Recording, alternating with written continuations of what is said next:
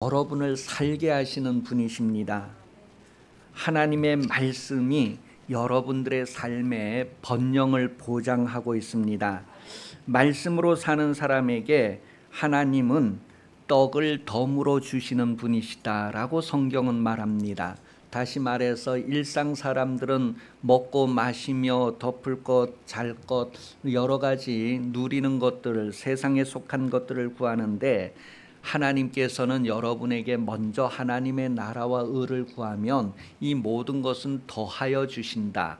그냥 덤으로 얹어 주신다. 그렇게 말씀하셨어요. 다시 정리하면 하나님의 말씀대로만 살면 에덴의 번영을 누리게 해주시겠다. 하나님의 말씀대로만 살면 떡을 덤으로 주겠다. 육신에 필요한 것은 얹어주시는 것이다 라고 말하고 있습니다.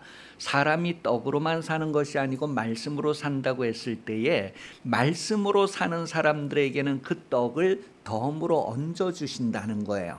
그런데 사람들은 말씀으로 사는 것보다도 일단 떡으로 사는 거에 모든 우선권을 두게 됩니다. 그것은 복 있는 사람 같으나 실상은 복이 없는 사람들의 모습이다라는 것을 성경은 말해주고 있어요. 그러니 여러분, 소돔과 고모라의 그 번성하고 기름진 들판을 바라보고 그것을 선택했던 롯보다도 하나님의 말씀을 선택하고 말씀을 쫓아갔던 아브라함이 얼마나 복된가 하는 것을 성경은 우리에게 보여줍니다. 여러분도 눈이 열려서 그와 같이 하나님의 말씀을 따라가는 인생에게 하나님은 떡을 덤으로 주시는 분이구나 하는 것을 경험하며 누릴 수 있기를 예수님 이름으로 축복합니다. 하나님께서 이스라엘 백성들을 애굽 땅에서 가나안 땅으로 옮겨 심으셨다. 그렇게 성경은 확인해 주고 있습니다. 그러니 하나님께서 이스라엘 백성들을 정말로 이렇게 사랑하셔서 그들을 애굽에서 구출하시고 광야에서 구출하시고 가나안 땅에 들어가서 잘 생활하고 살아갈 수 있도록 그렇게 하셨는데 이스라엘 백성들이 가나안 땅에 들어가서 잘 그렇게 살아가지 못했다는 거예요. 극상품 포도를 심어서 극상품 포도를 수확하기를 기대하셨는데 들포도를 맺었다. 가나안 땅에서 그 에덴의 번영을 누리면서 하나님을 경외하는 그런 복을 누리도록 하셨는데 실상은 그러지 않았다는 것을 말해주고 있어요. 그래서 이사야 5장 1절에 보면 1절에서 7절까지 내용을 보면 하나님께서 바라시고 원하시는 대로 되지 않았다라고 말하고 있습니다. 하나님의 말씀에는 하나님이 바라고 원하는 것들이 담겨져 있어요. 그것이 그대로 이루어질 때 보시기에 좋았더라, 보시기에 좋았더라. 하나님의 평강, 하나님의 번영, 하나님의 복지가 이루어지는 그러한 환경을 우리에게 에덴을 통하여 목격시켜 주는데 가나안 땅도 그와 같이 되도록 하나님께서 원하고 바라셨는데 실상은 거기 들어가 사는 사람들이 그렇게 되지 못했다는 것을 성경은 확인을 해줍니다. 왜, 무엇이 문제였을까요? 그들이 하나님의 나라와 의를 구하였다면, 그들이 하나님의 말씀대로만 정직하게 살았더라면 가나안이 다시 에덴의 부요를, 하나님의 샬롬을 누리는 그러한 은혜가 있었을 건데 가나안 땅에 들어가서도 여전히 그들은 하나님의 말씀보다는 떡을 우선하는, 그래서 그 땅에 풍요를 준다고 하는 바알 신을 섬기는 세상 사람들과 서로 결혼하고 서로 사귀며 그렇게 물들어 갔어요. 그래서 그들이 다시 바벨론으로, 아수르로, 이렇게 이방 나라로 또 포로로 붙잡혀가고 하는 그런 역사를 성경이 우리에게 보여줍니다. 저와 여러분도 어디에서 생활하든지 하나님께서 거기에서 원하고 바라는 삶이 있으셔서 여러분에게 말씀을 주시는데 여러분은 말씀을 제쳐놓고 떡을 우선하는 인생으로 살고 있지 않는가를 순간순간 점검하면서 하나님의 말씀을 먼저 구하는 삶을 사시기를 바랍니다. 하나님은 그 말씀을 구하는 이들에게는 덤으로 주신다는 거예요. 먹을 것, 입을 것, 마실 것, 세상에 부요한 것은 덤으로 얹어 주시는 것이다 라는 것을 확인을 해 줍니다. 하나님의 말씀대로 살겠다고 아주 결단하고 결단하는 여러분 되시기를 바랍니다. 나는 하나님의 말씀대로 살리라. 나는 하나님의 말씀대로 살리라. 우리 가슴에 손을 대고 3번만 우리 따라서 한번 해보겠습니다. 나는 하나님의 말씀대로만 살리라. 시작.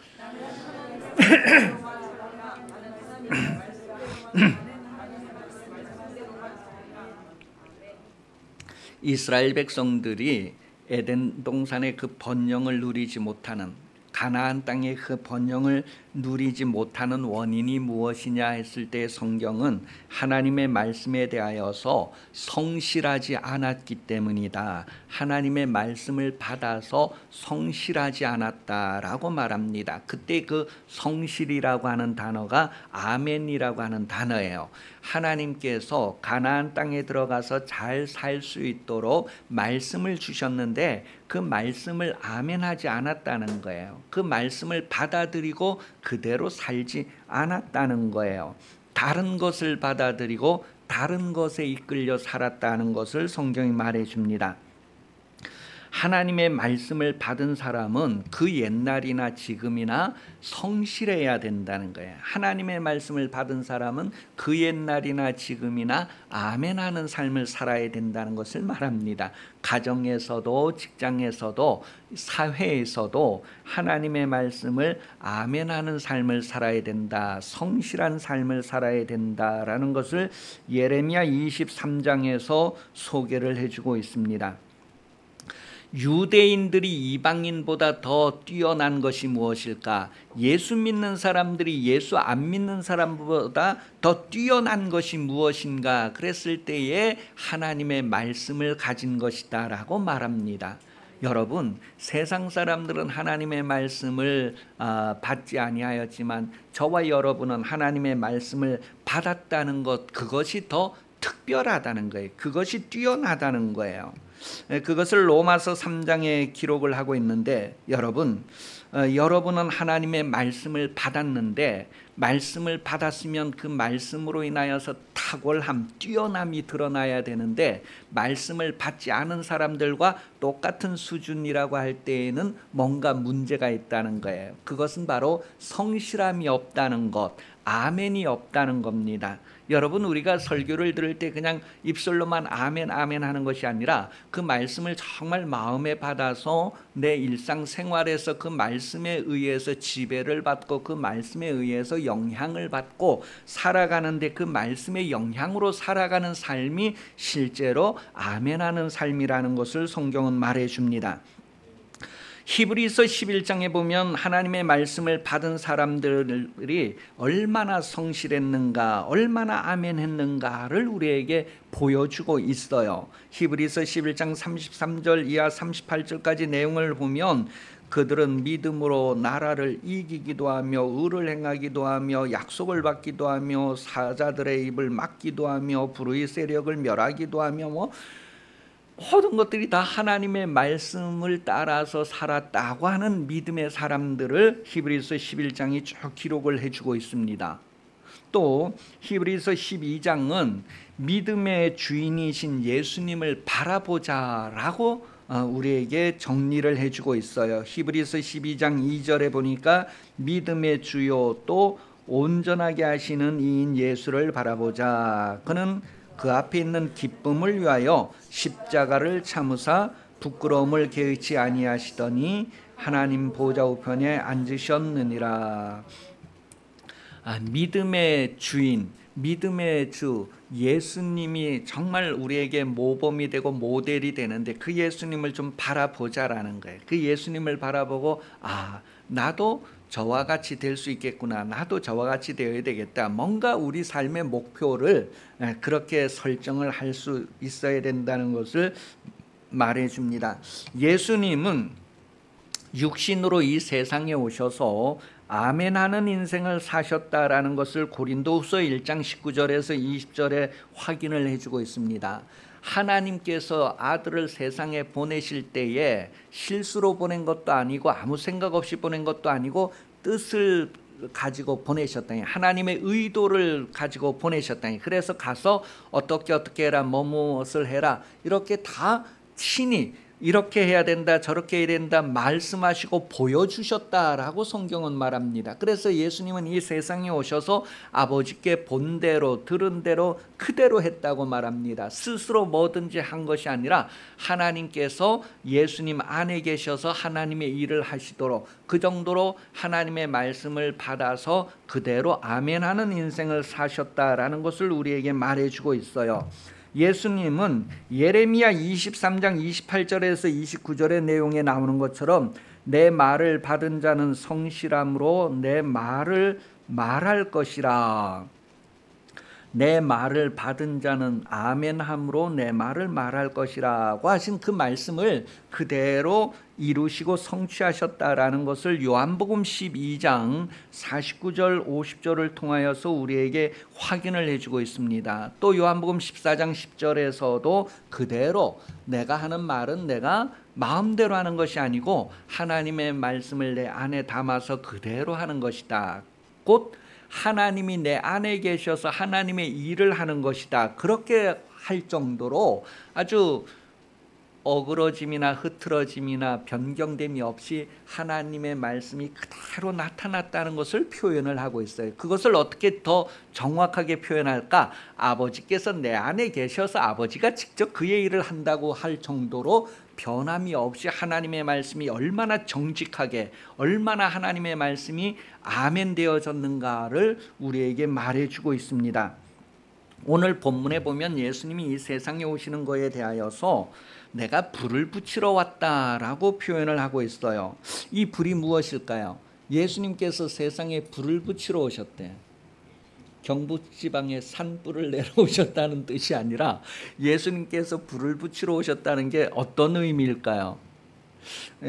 예전에는 많은 부흥 강사 목사님들도 성령의 불이라고 생각해서 이제 막 교회마다 그 부흥의 불길이 일어나기를 이렇게 바라셨던 그런 이제 본문의 내용이에요. 여러분, 이 예수님께서 불을 붙이러 오셨다 했을 때 이 불이라고 하는 의미가 성령의 불을 얘기하는 것보다도 하나님의 말씀을 행하는 불이라는 거예요. 하나님의 말씀을 행하는 그 불이 붙기를 바랬다는 것을 성경이 우리에게 말해줍니다. 그런 게 어디 있냐고 하면 그 다음 구절 말씀을 딱 보면 나와요. 그 다음 구절 말씀을 보면 내가 불을 땅에 던지러 왔노니 이 불이 이미 붙었으면 내가 무엇을 원하리요. 그리고 50절에 나는 받을 세례가 있으니 그것이 이루어지기까지 나의 답답함이 어떠하겠냐. 이 불이 안 붙었기 때문에 막 붙기를 바라서 답답한 그런 표현을 하고 있는데 여기에서 나의 받을 세례라는 것은 예수님이 물 세례 받았어요 안 받았어요? 예수님이 물 세례를 요단강에서 요한에게 받았단 말이에요. 예수님이 성령 세례 받았어요 안 받았어요? 누가복음 11장에 보면 예수님이 요단강에서 세례 요한에게 물 세례를 받고 또 올라와서 기도하고 응답으로 성령을 받았다라고 성경은 기록해 주고 있어요. 그 다음에 예수님께서 이제 나의 받을 세례가 또 있다 그렇게 얘기하는 거예요. 그때 받을 세례가 무엇이냐 하면 바로 죽음을 얘기하는 것입니다. 그래서 예수님의 죽음을 이야기하는데 여러분, 이 예수님의 죽음의 세례, 이 죽음이라고 하는 것은 예수님이 스스로 그냥 죽는 것이 아니라 하나님의 말씀에 순종해서 죽는 것입니다. 이 세상의 대속물로 하나님이 아들을 내어주셨기 때문에 그 하나님의 대속물로서의 죽음을 죽는 것을 죽음의 세례로 얘기하고 받을 세례로 얘기하는 것이에요. 그러니 여러분, 예수님이 죽으라는 계명을 받았다고 요한복음 10장은 말하고 있습니다. 계명을 순종해서 죽는 것, 곧 십자가에 죽기까지 순종했다는 것을 성경 말합니다. 하나님의 말씀을 이 순종하는 그 불이 붙기를 바라셨다는 것을 49절 50절에서 누가복음 12장 49절 50절에서 우리에게 말씀하는 거예요. 그러니 이것은 물론 성령의 불이다라고 해도 틀린 건 아닌데 성령께서는 하나님의 말씀을 그대로 행할 수 있도록 진리 가운데로 인도하시고 그것을 다시 생각나게 하시고 막 그런 게 다 성령의 역사니까 성령의 불이다 뭐 그렇게 해도 뭐라고 할 그건 아니지만 더 구체적으로 말씀으로 말씀을 해석해 보면 예수님이 죽기까지 계명을 받아서 그 계명대로 순종하는 그 불이 붙기를 바랬구나. 이스라엘 백성들이 하나님의 말씀을 받아서 아멘하면 좋겠는데 아멘을 안 하는 거예요. 그래서 이제 아멘하는 그 불이 붙기를 바라는 그 간절함이 자신을 통하여서 우리에게 직접 말씀하시면서 자신을 통하여서 우리에게 보여주시는 내용을 지금 누가복음 12장 49절 50절에서 확인을 해주고 있는 거예요. 그러니 여러분, 하나님의 말씀대로 사는, 하나님의 말씀에 성실한 불이 타올라야 된다니, 아멘하는 불이 타올라야 된다는 것을 말합니다. 여러분, 그 기뻐하고 즐거워하는 것은 막 더 하고 싶잖아요, 그죠? 아이들이 게임을 해도 더 하고 싶고, 뭐 텔레비전을 봐도 더 보고 싶고, 막 놀아도 더 놀고 싶고, 막 그런 거 있잖아요. 하나님의 말씀을 즐거워하는 사람은, 주야로 묵상하는 사람은 그 즐거움을 가지고 참 그렇게 된다는 것을 성경 우리에게 말하는, 그게 바로 복 있는 사람이다, 그렇게 말하는 거예요. 여러분도 신앙생활을 하면서 이제는 정말 그런 복이 정말 있기를, 그런 복을 누리는 그런 삶을 살 수 있기를 예수님 이름으로 축복합니다. 하나님의 말씀대로 사는 것이 너무너무 우리와는 상관이 없고 거리가 먼 것 같은데, 그 하나님의 말씀대로 사는 거에 달고 오묘함을 느끼면서 막 더 하고 싶고 더 하고 싶은 그런 것들이 우리에게서 있는 것을 하나님은 바라고 원하신다는 거예요. 세상에서 어떤 사람이 하나님의 말씀대로 살려고 마음을 먹고 이래도 작심삼일, 뭐 세상 사람들 표현이지만 교회 다니는 사람마다 다 하나님 말씀대로 살고 싶은 마음이 있을까요, 없을까요? 마음에는 원이로되 그렇게 안 되는 이유가 뭘까요? 우리가 하나님의 말씀대로 살려고 하면 먼저 마귀가 사람들이 하나님의 말씀대로 살지 못하도록 방해한다는 거예요. 하나님의 말씀대로 살지 못하도록 화평이 아니라 분쟁을 일으킨다는 것을 누가복음 12장 51절이 기록을 해주고 있습니다. 내가 세상에 온 것은 화평을 주려고 온 것이 아니라 서로 분쟁하게 하려고 왔다, 그렇게 예수님 말씀하고 있어요. 평화의 왕이신 그분이 오셔서 좋은 거 좋다, 다 좋게 하셔야지 어떻게 분쟁을 하러 왔다, 분쟁을 일으키러 왔다, 그런 표현을 하실까? 그랬을 때에 성도는 세상에서 구별되어서 하나님께 속한 사람이다라고 성경은 말해주고 있습니다. 하나님께 소속한 사람은 하나님의 말씀을 듣고, 세상에 소속한 사람은 세상의 말을 듣는데, 우리가 이 세상에 살면서 하나님께 소속하였기 때문에 우리는 하나님의 말씀을 듣고자 하지만, 세상은 우리가 하나님의 말씀을 듣는 것을 오히려 반대하고 방해하고 자기들과 같은 편이 되자, 자기들과 평화하자, 그렇게 유혹한다는 것을 성경 말합니다. 소속이 서로 다르기 때문에 충돌이 일어나는 거예요. 평화할 수가 없는 거예요. 육신의 소욕이 있고 성령의 소욕이 있는데 이 둘은 서로 원수가 되어서 서로 싸우고 다툴 수밖에 없다는 것을 말합니다. 소속이 다르기 때문에요. 그러니 좋은 것이 좋다 하여서 세상과 화목하고 마귀와 화목하고 마귀와 친구가 되는 것은 선이 아니고 악이다라는 것을 말해주고 있어요. 성도는 세상을 사랑하거나 세상과 벗이 되어서는 안 된다, 그렇게 디모데후서 4장 10절 이하에 확인을 해주고 있습니다. 먼저 디모데후서 4장 10절에는 데마라고 하는 일꾼이 있었어요. 바울과 함께 전도도 하고 막 선교 일을 하던 그런 데마가 이 세상을 사랑하여 바울을 버리고 데살로니가로 갔다. 그러니 교회 열심히 다니다가도 오히려 세상을 더 좋아해서 세상으로 가는 사람들이 많이 있다는 거예요.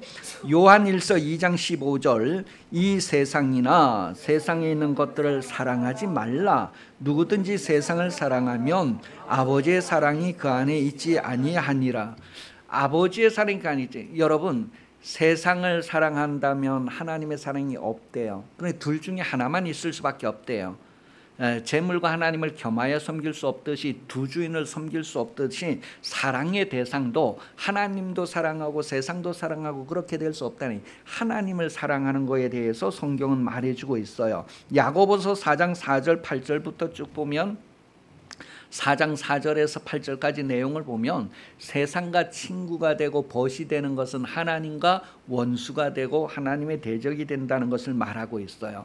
그래서 쭉 7절까지 내려가 보면 하나님을 복종하고 마귀를 대적하라. 마귀는 대적을 하면 피하여 가지만 대적을 하지 않고 사랑하면 그대로 들어와서 나를 지배하고 정복하고 다스리고 종으로 삼게 된다는 거예요. 그러니 여러분은 원하지 않는 것은 계속해서 내가 대적을 해야 됩니다. 원하는 것은 내가 영접하고 받아들여야 되지만 원하지 않는 것은 대적하고 배척해야 된다는 것을 성경은 말해주고 있어요.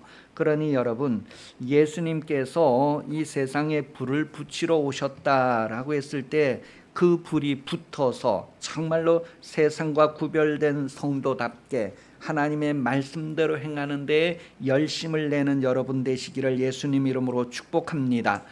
디도서 2장 14절, 그가 우리를 대신하여 자신을 주심은 모든 불법에서 우리를 속량하시고 우리를 깨끗하게 하사 선한 일을 열심히 하는 자기 백성이 되게 하려 하심이라. 예수님께서 왜 십자가에서 자기 자신을 여러분에게 내어주셨을까요? 왜 대속해 주셨을까요? 여러분을 깨끗게 해서 이렇게 하나님의 선한 일에 열심을 내는 하나님의 자녀가 되게 하시려 합니다. 그렇게 말하는 거죠. 로마서 12장 11절은 부지런하여 게으르지 말고 열심을 품고 주를 섬기라.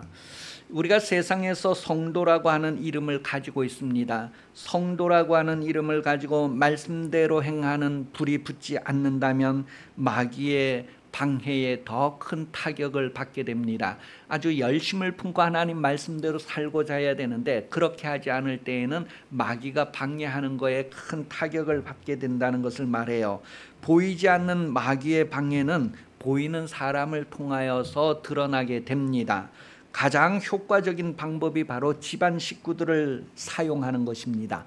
마귀는 우리가 하나님의 말씀대로 살지 못하도록 가족들을 총동원하는 거예요. 그래서 성도가 말씀대로 살고자 하면 먼저 집안에서 분쟁이 일어나게 되는 것을 성경은 말해주고 있습니다.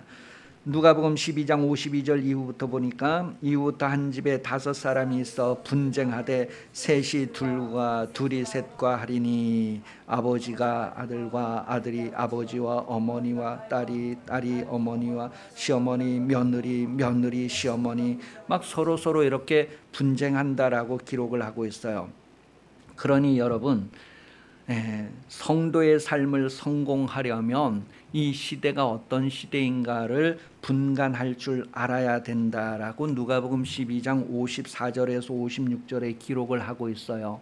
우리가 하나님의 말씀대로 살려고 하면 이 시대가 어떤 시대인가를 분간해야 돼요.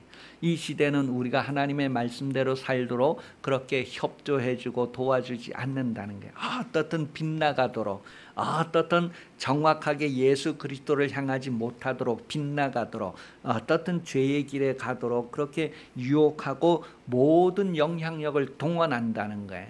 그래서 세상에서도 믿지 않는 가족들과 함께 산다는 것은 내가 죽음을 각오해야 되는 거예요. 순교를 각오, 내가 그들을 위해서 내 목숨을 내어줄 수 있을 정도로 그렇게 하나님의 말씀을 순종해서 희생했을 때 하늘의 미랄처럼 그렇게 희생됨으로 그들을 구원할 수 있는 하나님의 사랑이 그들에게 마지막으로 주어지게 되는 것이죠. 그래도 그들이 영접하지 않는다면, 하나님의 말씀을 받아들이지 않는다면 다시는 기회가 없을 것입니다. 여러분, 우리가 세상도 사랑하고 하나님도 사랑할 수 없다는 것을 성경은 계속해서 말해주고 있습니다. 하루하루 내가 하나님을 사랑하는가 세상을 사랑하는가. 고린도전서 16장 22절, 하나님을 사랑하지 않는 것이 바로 저주다라고 말하고 있습니다. 매일매일 우리가 하나님을 사랑하여서 아멘하는 삶을, 하나님의 말씀을 그대로 이루는 성실함을 나타내는 그 불이 붙기를 예수님 바라셨으니 여러분도 그 불이 붙기를 바라서 정말로 주님 오실 때가 가까울수록 세상은 점점 우리가 말씀대로 사는 것을 방해하고 반대할지라도 이 불이 붙어서 정말 활활 타올라서 하나님 말씀대로 사는 즐거움과 기쁨을 누리면서 천국을 누리는 삶이 여러분에게 있어서 많은 사람들이 여러분을 바라보고 나도 저와 같이 살아야 되겠다, 나도 그와 같이 살 수 있겠구나 하는 희망을 가지고 일당백천 만만이 되는 삶을 살 수 있기를 예수님 이름으로 축복합니다. 기도하겠습니다. 살아계신 하나님, 우리의 생명 호흡이 더욱 풍성케 하여 주셔서 하나님께서 세상에 주시려고 하는 영생이 우리들을 통하여 더욱 풍성해지는 삶이 이루어지게 하여 주옵소서. 예수께서 오신 것은 세상이 생명을 얻고 더 풍성히 얻게 하려 함이라고 하셨으니 그 말씀이 또한 머리 숙인 성도들을 통하여 이루어지게 하여 주옵소서. 이제는 다시 오시는 예수 그리스도 은혜 베풀어 주시며 하나님 아버지 사랑하심, 성령 인도하심이 주일 오전 예배 참석하여 머리 숙인 성도들 위해 영원토록 함께 하시기를 간절히 축원하옵나이다. 아멘.